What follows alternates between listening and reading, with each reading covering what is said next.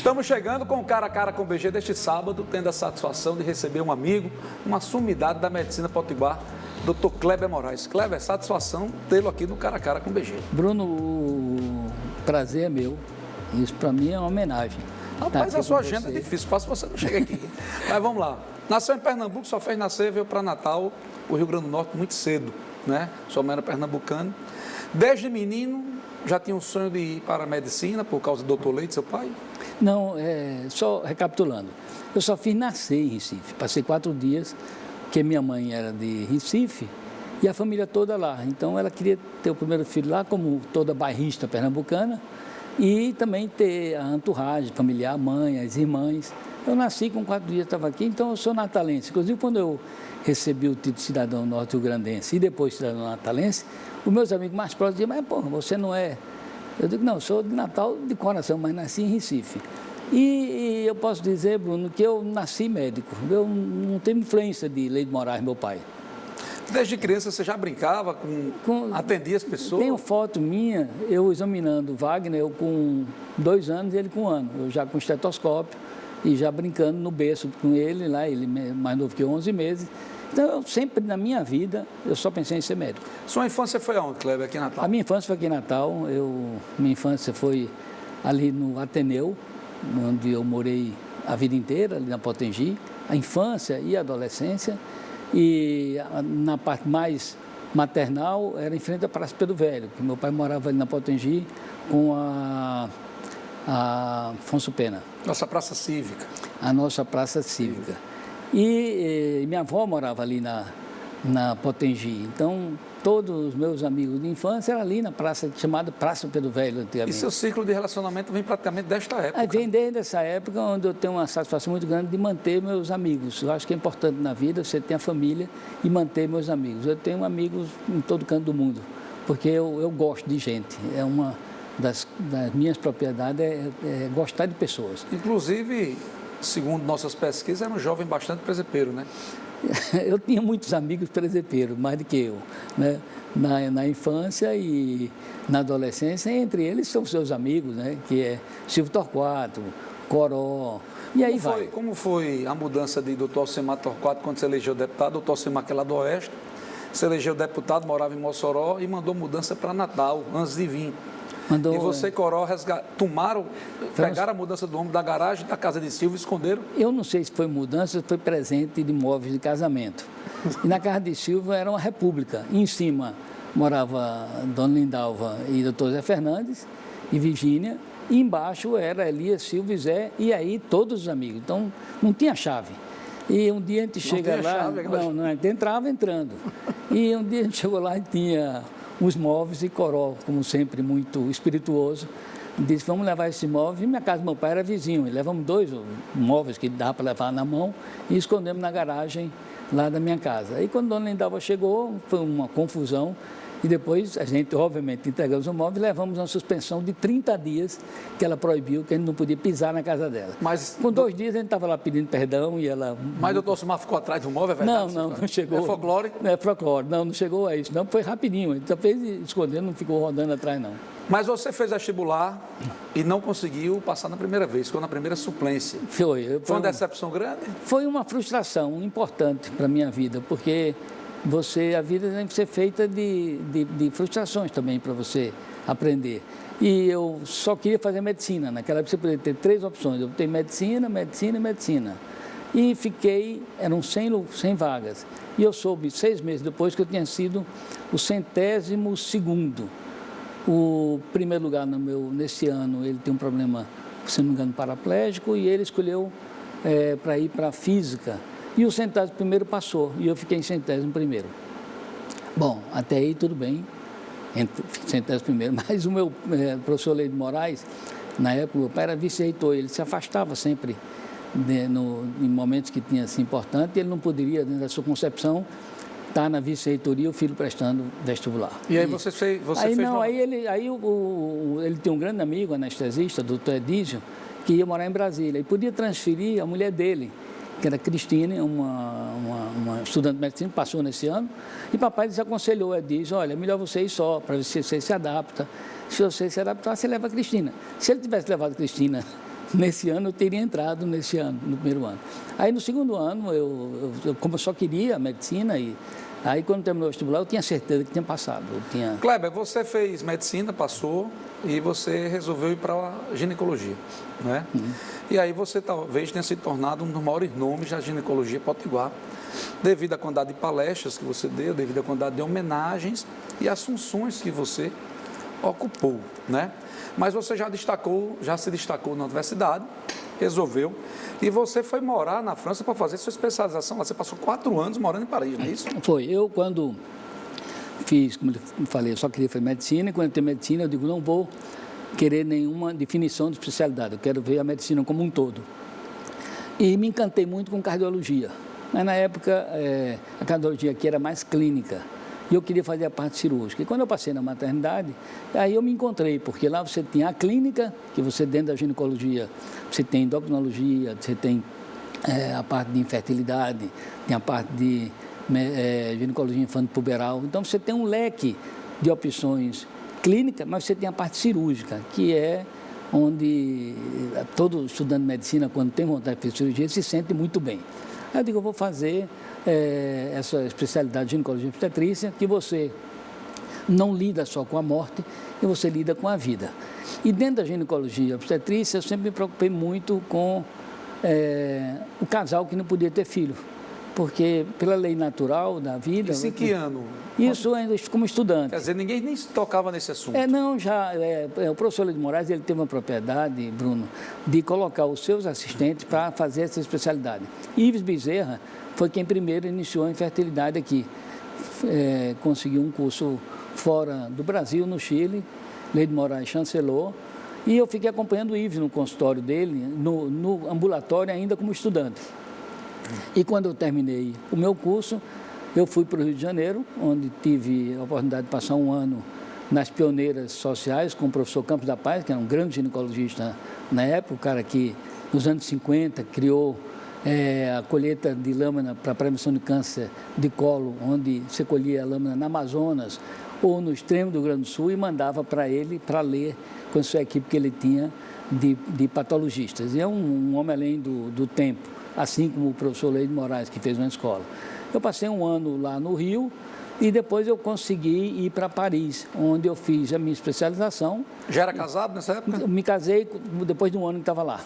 Já namorava com Márcia há mais de 10 anos e depois, quando eu fui para lá, aí me casei quando fui para lá. E você passou 4 anos? Aí passei 4 anos lá, eu fiz minha especialização e fiz meu doutorado. E quando eu voltei, o Brasil estava... ainda não tinha iniciado a parte de fecundação in vitro. Eu tive a oportunidade de estar em Paris, no local onde teve o primeiro bebê de proveta, e aí fiquei no âmbito que eu gostaria de estar o tempo inteiro, que era na ginecologia obstetrícia e na especialidade de reprodução humana, no serviço onde nasceu o primeiro bebê de proveta na França. Como eu estava lá, isso foi um boom nacional, um boom mundial, eu tive a oportunidade de conhecer vários colegas que eram professores em São Paulo, no Rio Grande do Sul, no Rio de Janeiro, que iam para a França para ver essa nova técnica, e eu fazia a interlocução dele com os professores e fiz um leque de amizade muito importante aqui no Brasil. Quando eu voltei para o Brasil, eu já fui convidado para ser o presidente da sociedade local de reprodução Você foi humana. presidente da Associação de Medicina aqui, né? Não, da Associação de Medicina não. Fui presidente da Academia de Medicina. Eu sou da Academia, já fui presidente. E fui presidente da Sociedade Brasileira de Reprodução Humana, fui presidente de alguns comitês da FEBRASGO.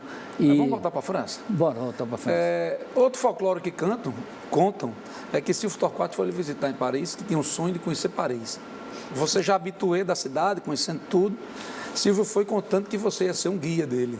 É verdade que você conduziu o Silvio 30 dias e não apresentou nada? Assim, nada. Sacanagem? Não, isso é tudo folclore também. Eu tive a oportunidade de encontrar com vários amigos lá, entre eles, Silvio e Coró, que foram me visitar, e outros amigos que eu me encontrei, Lulu, Flor, Haroldo, Azevedo, Flávio e Manel, Fernando Bezerra. Assim que eu cheguei lá, estavam fazendo uma visita, Fernando Bezerra, o finado amigo Zé Passos, Lulu e Manel.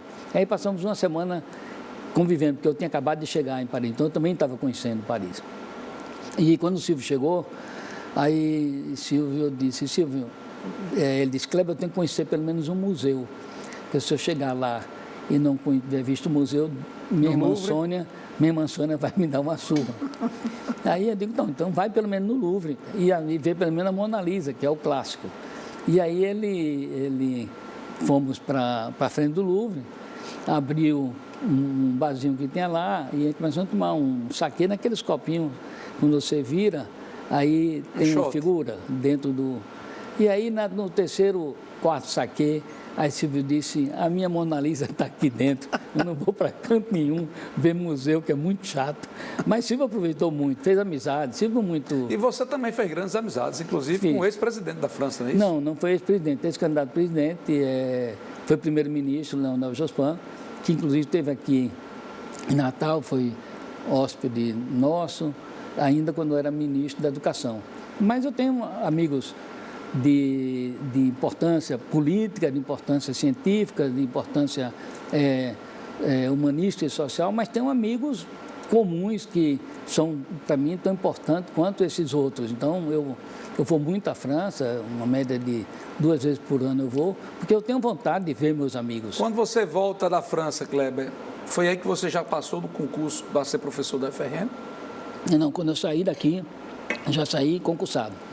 Isso me deu uma tranquilidade muito grande, de você já poder saber aquilo que você estava aprendendo, você tinha onde aplicar numa instituição importante como a maternidade. Então, uma das coisas que eu lutei muito, Bruno, e tem as coisas que eu consegui de imediato, por exemplo, instalar a microcirurgia tubária para recanalização de trompa, que era um mito, trompa cortada, ligada à trompa, não podia engravidar nunca mais. E não é bem a verdade. Então, e depois você faz a reversão da ligação. Então, tivemos...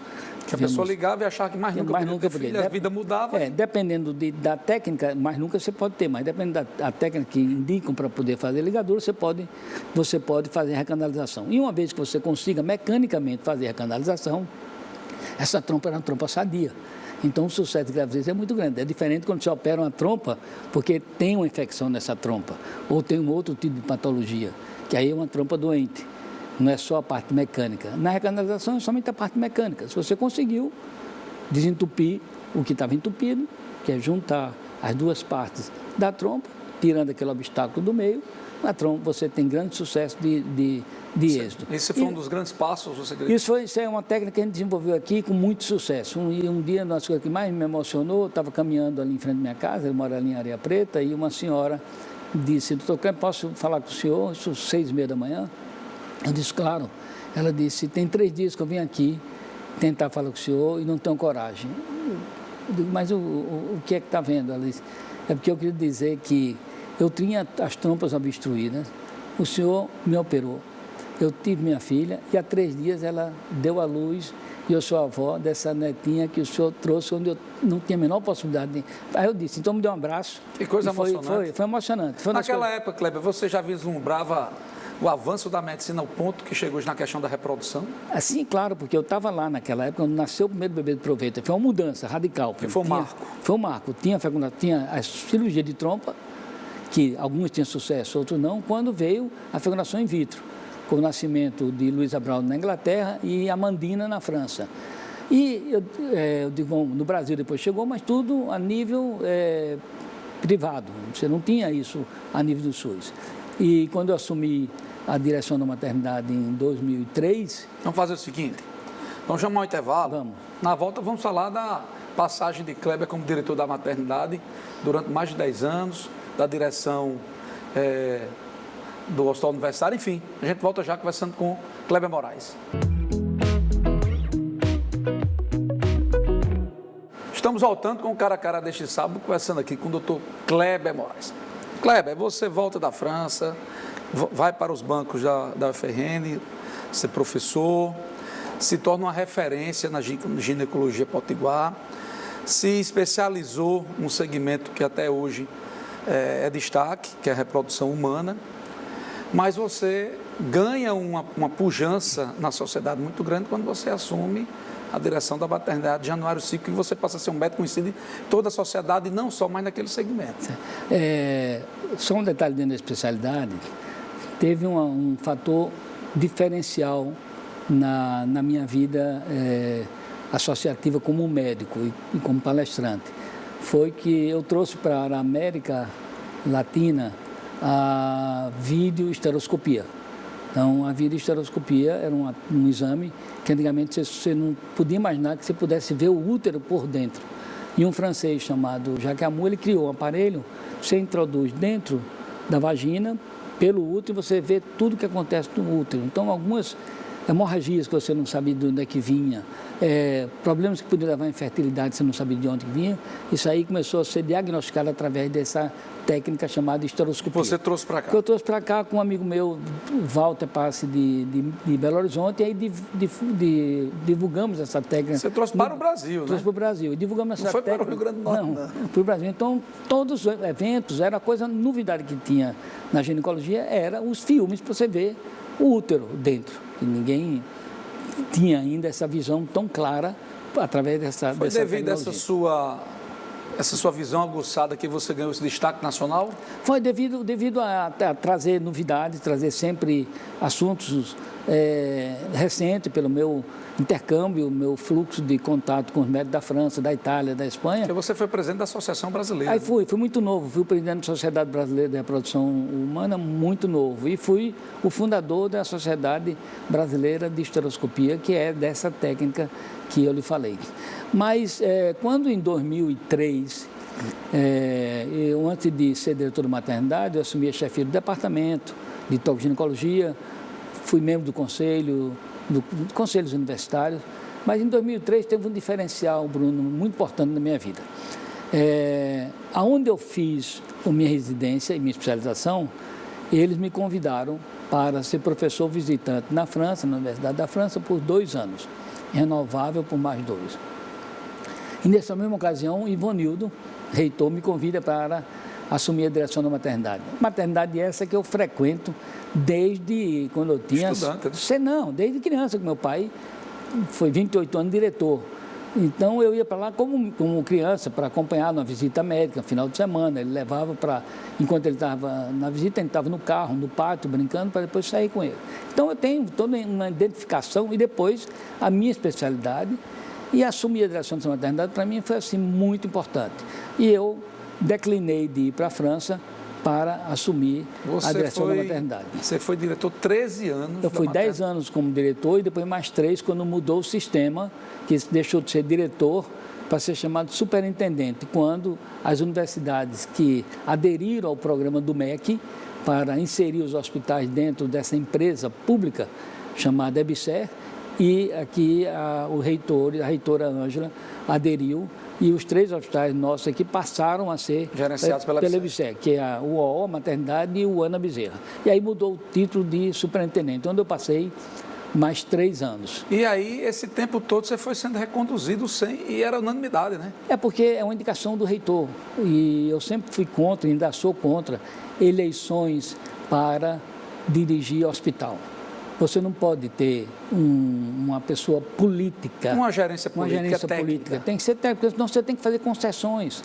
Concessões em todos os níveis para poder se angariar aquele voto. E aí você não consegue depois fazer uma gerência importante. Né? Não se brinca com saúde, nem se brinca com educação. São 2 coisas que não pode brincar.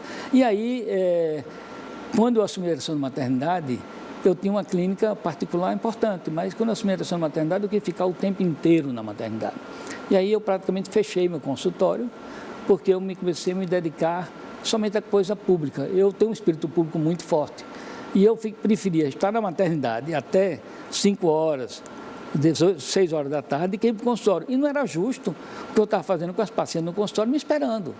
Então, eu digo, quer saber de uma coisa? Eu vou fechar o consultório. Esse seu espírito público é o que alimenta um desejo, quer dizer, eu acho, um desejo seu de um dia ser candidato, porque há muitos anos se comenta que você será candidato, ou que pode ser candidato. Isso é folclore também ou tem procedência? Não, isso você sabe, você convive em Natal e nós temos amigos em comuns.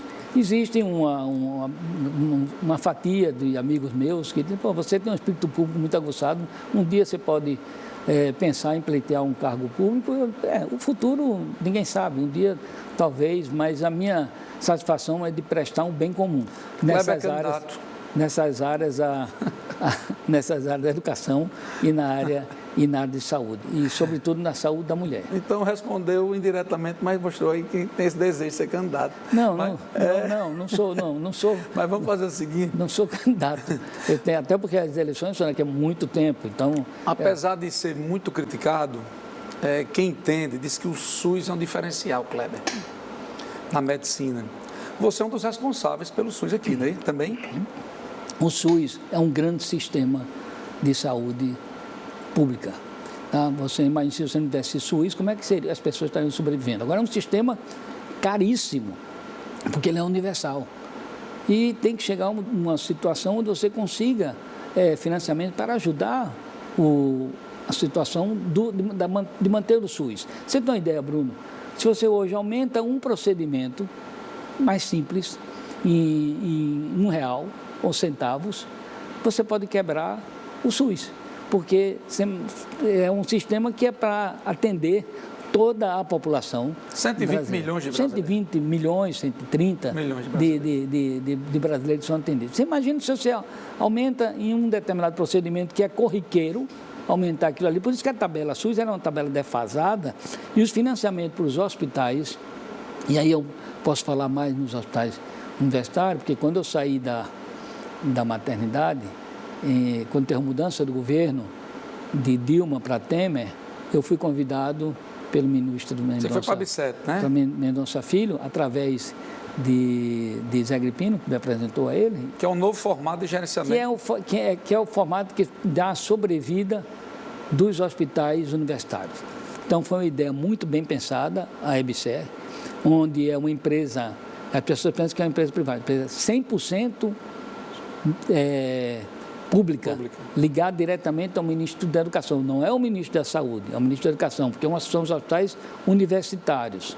Então, hoje, nós temos todos os hospitais universitários do Brasil, que faz parte da EBSER, menos os hospitais universitários federais do Rio de Janeiro. Então, quando eu assumi, eram 39, deixei com 40, porque veio do Uberlândia, que é um grande hospital em Minas, é uma empresa que hoje, com os cedidos das universidades, tem mais de 53 mil funcionários e um orçamento de 4 bilhões e 600. Você vislumbra, Kleber, um limite para essa questão da reprodução humana, inclusive de clonagem, etc? Não, porque tem um freio, que é o freio da ética. Você acha que isso será um freio? É um freio. Sempre essas barreiras serão ultrapassadas na medida de que a filosofia de vida e a maneira de pensar daquela época, a ética não vai ser a mesma do que era há 100 anos atrás. Então, na hora que essa evolução vai sendo compatível com a mudança da própria sociedade. Mas a ciência é uma coisa que não para nunca, Bruno. Ela é uma sequência, sobretudo na medicina, onde o grande problema hoje na medicina, em relação às tecnologias e os avanços no medicamento, é porque hoje ficou muito rápido e os meios de financiamento não puderam acompanhar. Então, por isso que você diz, olha, tem uma droga ali que escapa, se você tem um câncer e tal, mas ela custa milhões. Você vai escapar uma pessoa e as outras não vai poder pagar. Então, na medida que isso evoluir de uma maneira que venha a baratear esses custos, você vai ter uma saúde pública muito melhor. Por exemplo, quem podia imaginar antigamente, você contava nos dedos quanta ressonância, quantos tomógrafos tinha numa cidade. Hoje em dia é normal, em todo canto. Os avanços na área de tecnologia, onde você pode estar em Pequim e você fazer uma cirurgia através de um robô aqui em Recife. Então, são uns avanços assim que ninguém podia imaginar e nem conceber. A própria fecundação in vitro foi um dos avanços cruciais. E agora cruciais. Já tem um atendimento virtual, né? Tem um atendimento virtual. Mas esse atendimento virtual, Bruno, uma coisa é você examinar uma radiografia, você fez um raio-x em Paulo dos Ferros e mandou para aqui, para Natal, para ser lido. A outra coisa é o atendimento que você tem que ter olho no olho. O médico ele passa uma segurança muito grande do paciente quando tem a empatia. Ou um paciente Aquele médico não voltou mais. Porque também é um atendimento psicológico, porque né? o psicológico você não faz no papel. Você tem que ter olho no olho, você tem que sentir se aquela pessoa entrou na sua preocupação. Quantas vezes você já não saiu de algum médico, ou de advogado, ou de dentista, e diz, não senti o feeling, não passou. E quando você diz, eu melhorei só em conversar com aquele médico. Melhorei só em conversar com o médico. A grande maioria dos médicos, eles se envolvem muito com os pacientes. Aquele problema do paciente passa a ser um problema dele. E isso faz com que as pessoas se sintam melhor. E quando você se sente melhor no espírito, você se sente melhor também no corpo. Kleber, seu pai foi unanimidade, doutor Leider, você fala aqui sempre como doutor Leider, não como seu pai, mas ele foi unanimidade, é reconhecido por toda a categoria de ginecologista que o tem como referência. Você teve ele, seguiu na carreira. Teve algum filho que seguiu sua carreira? Não, nenhum filho. Eu tenho minha filha Beatriz, que é advogada, meu filho Adriano, que é engenheiro de produção, meu filho Guilherme, que é publicitária. E tenho agora a minha paixão enlouquecida, que a minha neta Júlia... Você já foi avô? Fui avô e eu brincava com meus amigos que já tinham sido avô antes de mim e eu dizia, pô, que coisa chata, chama um cara para tomar um chopp, o cara não pode ir porque vai ficar com a netinha. Hoje, qualquer programa que eu tenha, se Júlia chegar, a prioridade é com ela. Então eu entendo muito bem e ligo para os meus amigos, você tinha toda a razão em não querer sair, porque o neto é uma coisa...